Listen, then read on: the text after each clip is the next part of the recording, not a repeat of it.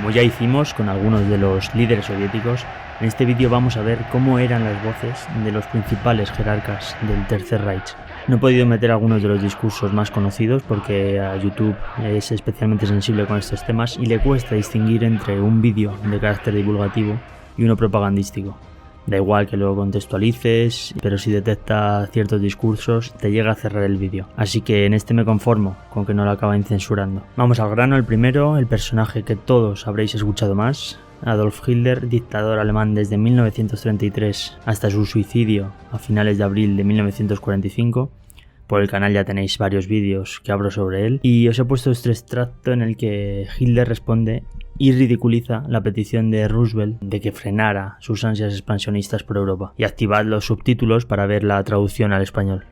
Herr Roosevelt verlangt endlich die Bereitwilligkeit, ihm die Zusicherung zu geben, dass die deutschen Streitkräfte das Staatsgebiet folgender unabhängiger Nationen nicht angreifen, und er nennt Finnland, Lettland, Litauen, Estland, Norwegen, Schweden, Dänemark, Niederlande, Belgien, Großbritannien, Irland, Frankreich, Portugal, Spanien, die Schweiz, Liechtenstein, Luxemburg, Polen, Ungarn, Rumänien, Jugoslawien, Russland, Bulgarien, Türkei, Irak, Arabien, Syrien, Palästina, Ägypten.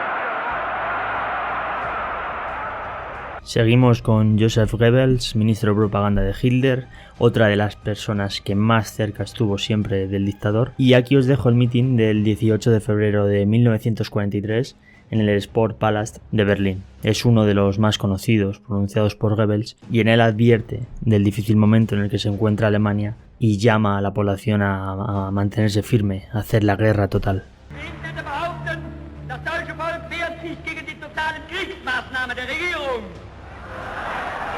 Es will nicht den totalen Krieg, sagen die Engländer, sondern die Kapitulation.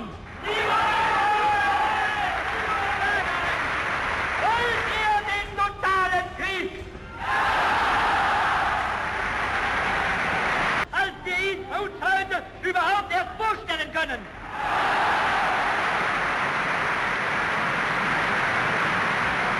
Ich frage euch, seid ihr entschlossen, dem Führer in der Erkämpfung des Sieges durch dick und dünn und unter Aufnahme auch der schwersten persönlichen Belastungen zu folgen?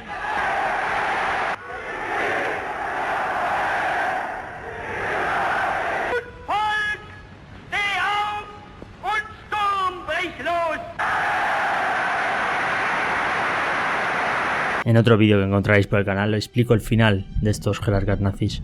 Llegamos a Goering, jefe de la Luftwaffe, número 2 del nazismo, as de la aviación durante la Primera Guerra Mundial y miembro del partido nazi desde su comienzo. Oficialmente, desde un decreto de 1941, era el sucesor de Hitler en caso de que el dictador quedara impedido por cualquier motivo. El 6 de mayo fue capturado por los estadounidenses y fue juzgado en Nuremberg. Durante todo el juicio mantiene una actitud chulesca en la sala y se erige como el líder de los acusados. El tribunal le condena a la horca, pero el 15 de octubre del 46 tiene reservada la última jugada y se suicida con cianuro poco antes de ser colgado. Y aquí vamos a ver su alegato final. Hay varios cortes, no lo he encontrado el vídeo entero, pero en los subtítulos sí que os dejo las frases completas. Die Anklagebehörde hat in ihren Schlussplädoyers die Verteidigung und ihre Beweisführung als völlig wertlos behandelt.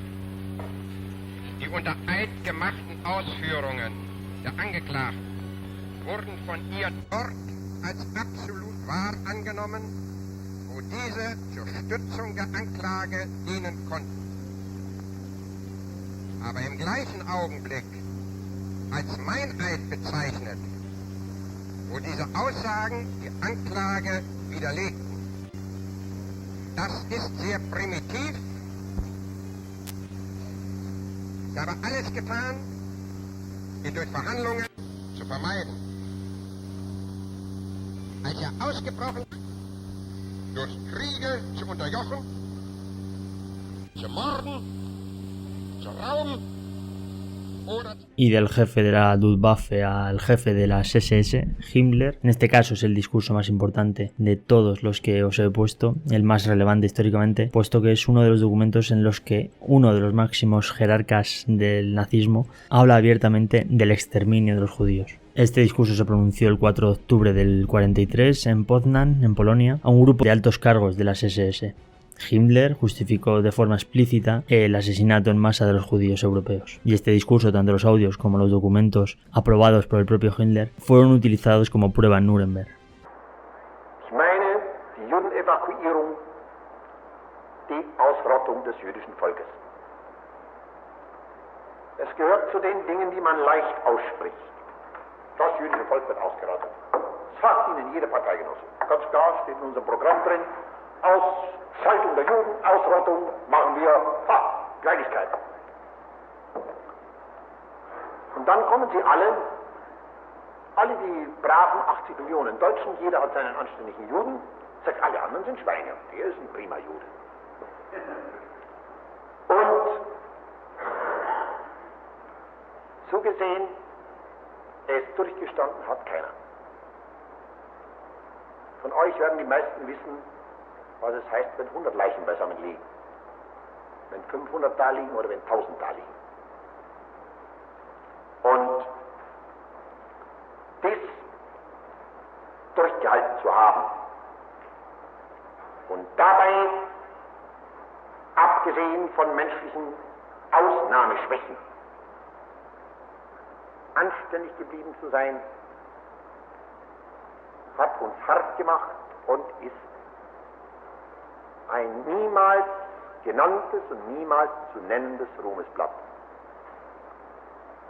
Denn wir wissen, wie schwer wir uns täten, wenn wir heute noch in jeder Stadt bei den Bombenangriffen, bei den Lasten des Krieges und bei den Entbehrungen, wenn wir da noch die Juden als geheime Saboteure, Agitatoren und Hetzer hätten.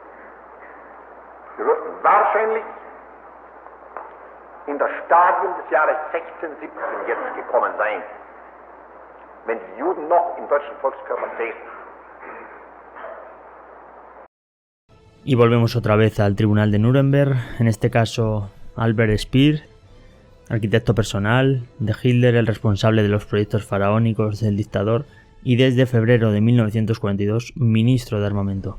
Fue detenido en el 45, juzgado en Nuremberg por los aliados y se libró de la pena de muerte. Fue condenado a 20 años de prisión que pasó en la cárcel de Spandau y su condena siempre fue una de las más controvertidas. Porque Speer alegó que no había tenido conocimiento de Auschwitz, algo que era falso, pero él alegaba que debería haberlo tenido. Salió en el 66, murió en el 81 a los 76 años y precisamente Speer, como Himmler, había viajado a Polonia y participó en una de estas conferencias con el líder de las SS, el extracto que antes os he puesto, en este caso el 6 de octubre del 43. Speer había pronunciado un discurso ese día y luego en Nuremberg alegó que durante la conferencia de Himmler él ya no se encontraba en la sala, se había ausentado. Y lo que aquí os dejo es parte de su defensa ante el Tribunal de Nuremberg. Herr Präsident, meine Herren Richter. Hitler und der Zusammenbruch seines Systems haben eine ungeheure Leidenszeit über das deutsche Volk gebracht. Die nutzlose Fortsetzung dieses Krieges und die unnötigen Zerstörungen erschweren den Wiederaufbau. Entbehrungen und Elend sind über das deutsche Volk gekommen. Es wird nach diesem Prozess Hitler als den erwiesenen Urheber seines Unglücks verachten und verdammen. Die Welt aber wird aus dem Geschehen lernen, die Diktatur als Staatsform nicht nur zu hassen, sondern zu fürchten. Was bedeutet mein eigenes Schicksal nach allem, was geschehen und bei einem solch hohen Ziel? Das deutsche Volk hat in früheren Jahrhunderten viel zu dem Aufbau menschlicher Kultur beigetragen.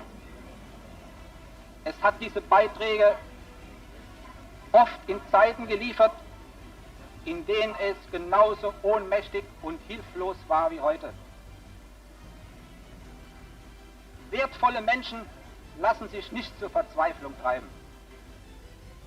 Ein Volk aber, das an seine Zukunft glaubt, wird nicht untergehen.